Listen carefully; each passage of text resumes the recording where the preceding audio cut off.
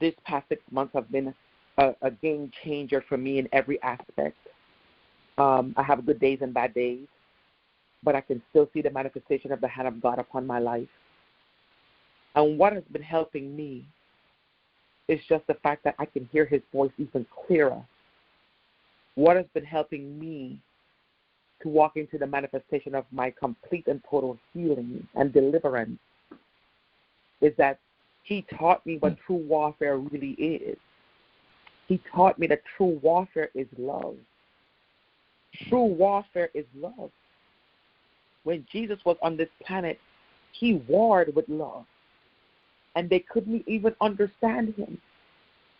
Because what they were expecting, you see, because the Israelites, the Hebrew people heard that the Messiah is going to come, and he was going to separate them, and he was going to release them from the destruction of the Romans, and all of this stuff. So when Jesus came, they were expecting for him to bring brimstone and fire and annihilate and everybody and deliver them from the hands of the Romans.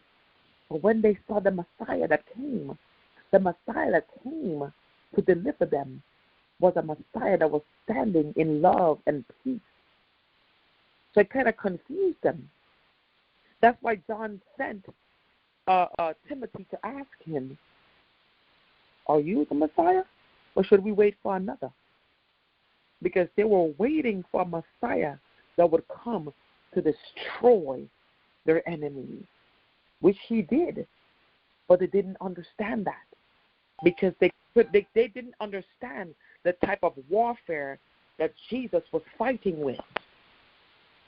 They couldn't understand that type of warfare. And that warfare was love.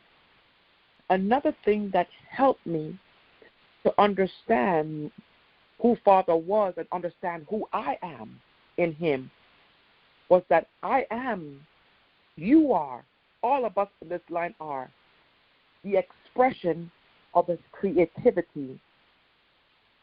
We were his thought. We were a creative thought in his mind. So he had no choice to create us. Why? The creative thought in his mind was pure love. So he had no choice to fashion us. So when I understood that his love for me was so powerful, I know that he has to heal me. I know that I was healed. I knew I wasn't going to die. I knew that he wasn't going to put that plague upon me. I knew that. When I started to understand love, his type of love, not the love that man shows us, not the love that human, in our human flesh delivers unto people. When I started to understand the true manifestation of a supernatural agape love from God, that's what helped me. And then he started to infuse that love inside of me. Hallelujah. He started to put that love inside of me where I started to feel the pain and the hurt for other people. When I saw people hurting and dying, that pain hit me so hard that I became so angry and I started to cry. I started to yell and shout in George and Brandon's ear the other night because I was so angry. When I understand that kind of love he had, I started to call people with the help of Dr. Murphy and my other and the pastor that I sit under, and I started to call people and I tell them, I forgive you and I love you, because I didn't want to have anything stagnating me from walking into the true manifestation of my power, the true manifestation of me being his oracle, consecrated and chosen and separated, for him and unto him before I was in my mama's womb. So I didn't want anything stopping me from walking into the true manifestation of my purpose in Father. I wanted to understand that when I looked into the mirror, that I saw him, not what I've been seeing all my life for 52 years, but I saw a true expression of my Father, a reflection of him, an example of him in the mirror. I wanted to, when I looked at myself in the mirror, that I can be the person, his chosen vessel, his oracle, that he can trust with his power, so that when I pass and my shadow will be able to heal the sick and raise the dead, so that he can trust us with the power that he said that we would have, that we won't become pompous and arrogant, that when we see somebody, a brother or a sister in front of us, that we won't shun them because they don't look like us or talk like us or behave like us, that we will understand that we're not supposed to live in cliques. Oh, because she don't look like me and she don't do this, I don't want to be around her. No, we can't do that. That is not a true expression of who God is. Jesus was our ultimate example of what true warfare is. And he warred with love. He warred with peace. He did not separate anybody.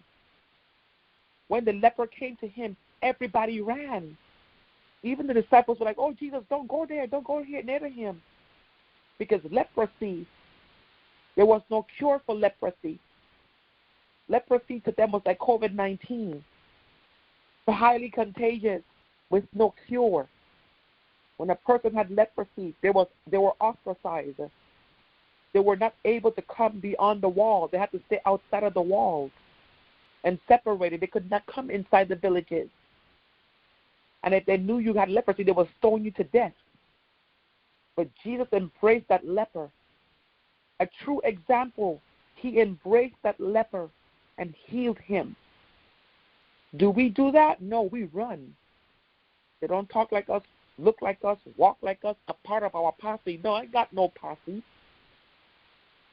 I have one clique, and his name is Jesus Christ. So when you look at yourself in the mirror, my brothers and my sisters, do you see a true expression of Jesus Christ in front of you? When you look at yourself in the mirror, who do you see? What do you see? Our Father in heaven gave us the keys, and those keys don't separate us.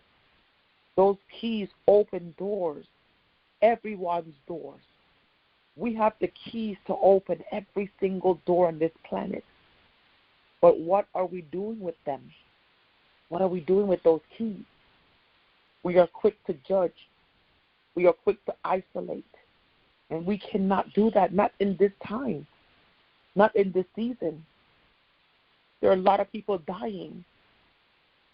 And I believe I was more hurt for the death because we don't know if they are a part of the kingdom or what they think is the kingdom. Religion has taught us how to kill. And even though we're not physically killing people, how about spiritually? Oh, they don't tithe good enough, so now we don't want them in our, she tithe $500 every Sunday. Let's get her in, you know? I've seen it. Oh, no, she got money. She know people. She know a lot of people. Yeah, let's talk to her because she can get us in. She can open the doors for us. Seen that as well. Oh, she too loud. I don't want to be around her. I don't think, a lady shouldn't be so loud. Really? I don't want to be a part of her. Jesus was loud. He supped with the sinners and tax collectors. He went into their houses and partied, turned water into wine, and they celebrated for 7 days. He was the friend of sinners. Who are your friends? Are they all saved, sanctified, set free, and delivered? Or do you have some sinners in your life that need you to be an example to them so that you can lead them to the throne of grace, so that you can lead them onto the Father? God is a God of love. And if your heart does not express that towards everybody, if you're still holding on to bitterness and anger and unforgiveness towards anybody, I'm telling you today, let it go. Release it so that Father can totally overtake that tabernacle, which is your body, where he lives.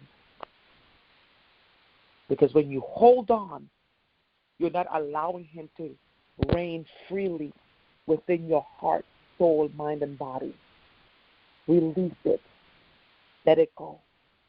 Allow the light to permeate you so that when you walk into a room, the light that's within you will shine so brightly that it will draw all men to you. You see, because Jesus didn't go around saying, I'm the Son of God, I'm the Son of God, I'm the Son of God. Nah, he didn't do that. The way how he spoke to people, the way how he treated people, the way how he walked into a room, everybody knew that he was different. Even Pontius Pilate was intimidated by him.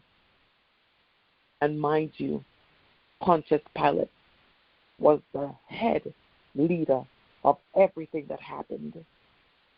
No one couldn't do anything without his command. But he called Jesus into the room, his room, and brought him into his palace 3 times to question him, because he knew there was something different about this man that they wanted to crucify.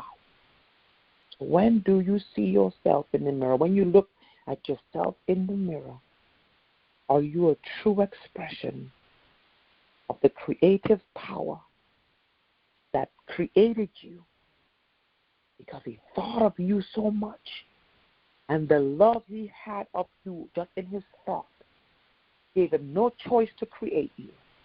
Do you see that love when you look at yourself in the mirror? Oh, Father, I praise you. I praise you, O eternal shepherd, for not failing us on your mission. Yes. Thank you for the doors that you open for us, oh God. Yes. Thank you for being our strong protector. Thank you for being our Jehovah Jireh, our provider. Thank you for being Jehovah Adonai, our master. Yes. Thank you for being El Shaddai, oh God, our Father who nourishes us. And thank you for nourishing us with health, wisdom, knowledge, and understanding of who you are. Because when we understand who you are, we will understand who we are and our purpose on this planet. This is Janice. I got convicted a while back on, hanging my head on scripture that was written and saying that because it's scriptural, and even though scriptural may say that the sin is there, I got convicted of the LGBT community, the people who may be fornicating. And, even though it may be wrong, but God reminded me of a season when I was there, and reminded me that he loves all people. He hates the sin, but he loved the people. That's what where I got convicted as. He don't like the sin, but he loved the people. So it changed my way of thinking, of looking at people who live a different lifestyle. And if I am if I'm of Christ and I'm supposed to be used by God to bring those people into the light, then I can't be setting up walls of judgment. That's God's job, not Janice's job.